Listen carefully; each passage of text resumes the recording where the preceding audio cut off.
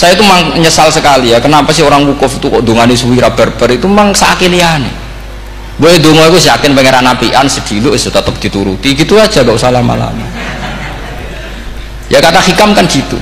Ngelingno pangeran ojo suwi-suwi, sing perlu dielingno sing iso lali. Pangeran iso lali kok men mbok elingno wae kan gitu cara madzhab hikam. Makanya kata madzhab hikam kan gitu, wa inna ma yunabbahu man yajuzu alaihil ikhfal, yang boleh diingatkan yang mungkin lupa. Tapi kalau masih ingat ya sudah tidak usah diingatkan lagi. Doa itu sekali saja. Saya ini termasuk korban kitab hikam. Loh, saya itu berkali-kali ke Mekah. Itu saya kalau dongo itu pertama di Multazam berdoa. Itu saya sebagai santri, ya pas di Multazam ingin berdoa lagi. Tapi mesti spontan ingat hikam. Yang boleh diingatkan yang mungkin lupa. Akhirnya bilang ya sudah tadi Gusti, ya gitu dong. Di putaran ketiga bilang tadi loh Gusti, gitu terus. Karena memang saya malu mengingatkan zat yang nggak mungkin lupa. Tapi sampean jangan ikut saya, ini kriminal. Ini termasuk sisi-sisi kriminal ilmu saya.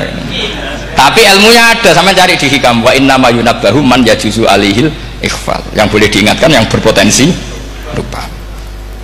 Mungkin Anda punya dalih, wah aku dongo mau nunjukno butuh Gus, tapi ra kepen disembadani. Ya alhamdulillah aku ngono. Tapi tak pikir makom sampean tidak seperti itu, tetap kepengen disembadani. Lalu pertanyaannya kemudian, kalau kita ngikuti fikih sebetulnya nggak perlu menumpuk di Arafah. Sama cari di takrib, di muin, di semua bab fikih. Wukuf di Arafah itu sah dan nggak perlu muksun.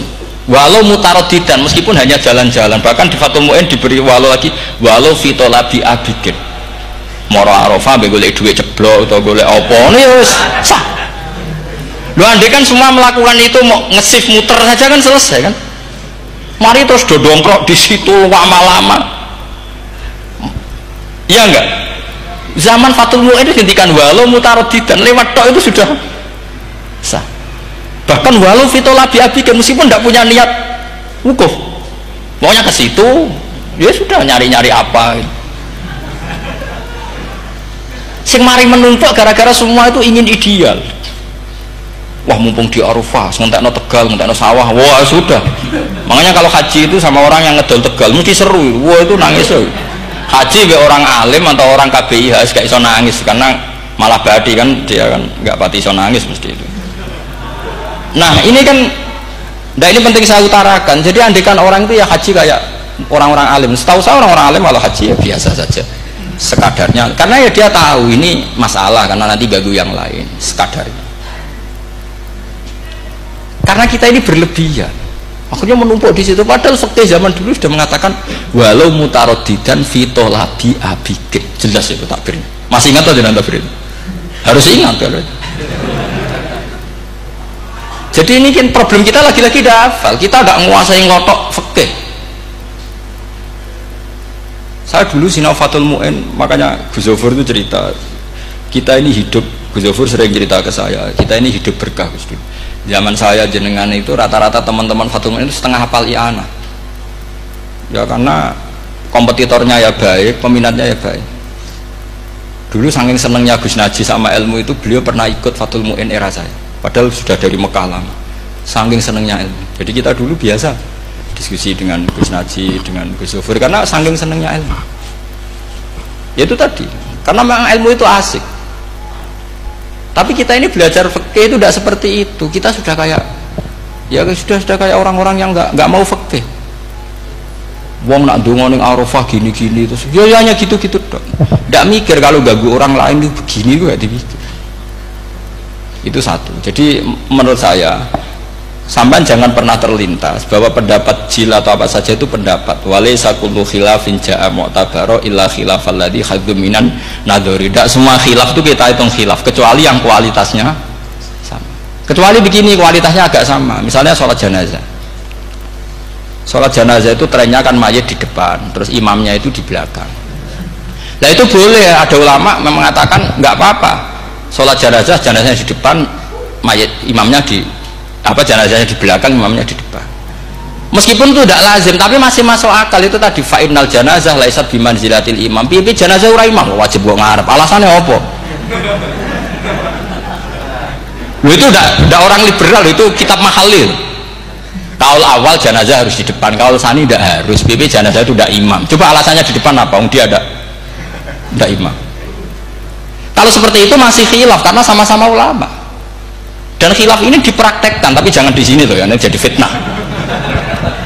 Saman tak cerita nih, saman kalau haji itu tiap ba'dal maktubah ada sholat jenazah enggak? Enggak, saman jawab saja. Yang pernah haji, tiap maktubah kan ada sholat jenazah. Itu jenazahnya di depan apa di kamar mayat? Itu bukan goib loh, orangnya masih belum dikubur. Enggak, saman jawab saja. Di kamar mayat, enggak semuanya dibawa ke depan. Artinya ada konteks tertentu, mungkin kaul itu yono gunane dalam konteks Mekah karena orangnya banyak sibuk ora kober gawa napa jenazah. Tapi dalam konteks Indonesia ya suul adab. Wong keren pisan kok ngarepe kok ora oleh gitu. Jadi ya kalau kiai kan biasa kok ngarep keren. Misalnya jenazah wong awam kesempatan sak ngarepe kiai yo pas mati kowe kok ora oleh gitu. Jadi cara kula itu kan. Iya misalnya orang awam goblok mati, jenazah dah kok nggak guri, jadi yo apa jadi ngarepe kiai pisan kok ora oleh gitu loh. Jadi menurut saya itu. Tapi kalau kamu mengatakan ini fardu ain, kalau nggak di depan nggak salah, alasan anda apa? Ini tuh udah imam. Yang wajib di depan kita ini kalau imam. Nah seperti itu khilaf. Ini cerita khilaf. Mutu, alasannya sama-sama mutu. Oilnya yang punya pendapat ya sama-sama mutu karena diceritakan kita mahali dan dipraktekkan di Arab Saudi, yaitu banyak jenazah di kamar mayat tetap sholat apa? Jenazah goib.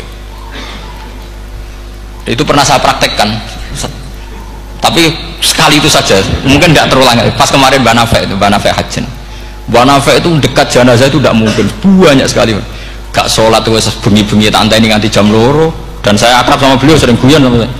Sebelum meninggal tuh berkali-kali ya masih keluarga sama saya, jadi sering guyon.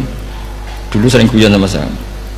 Ya aku sebenarnya tenanan ini sering ngandani saya gitu. Saya nggak ngira kalau mau wafat. Akhirnya saya itu ke masjid sama anak saya namanya Hasan. Aku nyelati Banafe. Pak kok nggak di depannya? Ya sudah ini darurat. Karena nggak mungkin mendekat beliau. Jadi ya itu tadi buktinya sholat goib.